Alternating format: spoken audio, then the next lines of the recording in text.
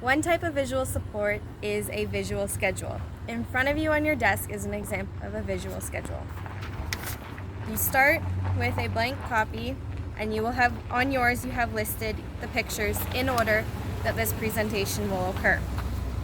You pick up the one on your visual schedule that says, "What is a visual schedule?"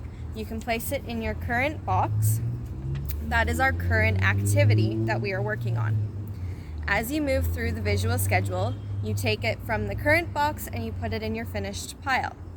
If you'd like, now you can take all the ones that were ahead of the visual schedule and move that into your finished pile as we've already finished it.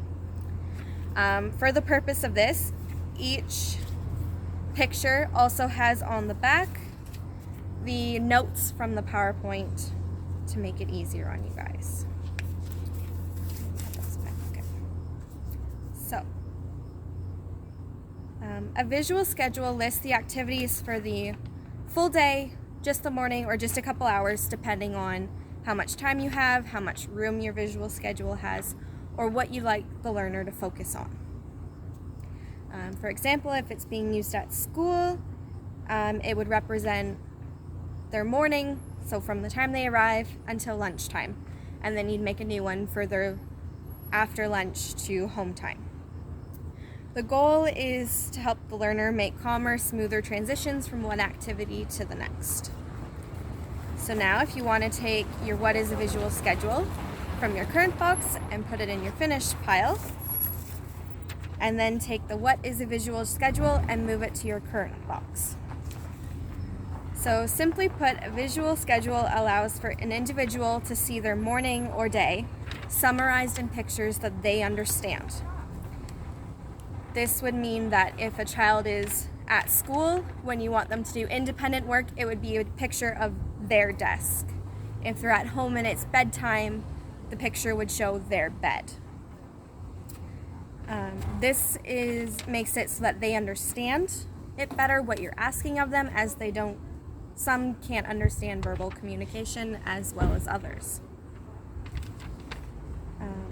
It also helps in the area of restricted and repetitive behaviors, as it gives them a form of predictability even in school that can change every day.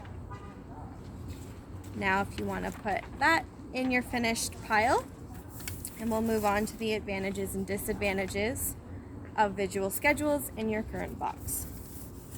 So visual schedules help reduce anxiety and problem behaviors while making transitions. It can be used in school, therapy centers, and even at the dentist, as one study determined.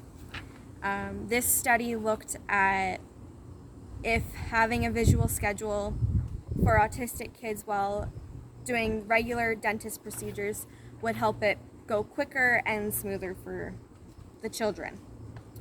Visual schedules are also really easy to make and to use, and they're portable, so it makes it really convenient to use in an everyday setting for children. The only big disadvantage is that visual schedules can take a little bit for the child to learn how to use independently and be able to successfully independently manipulate. And that's everything.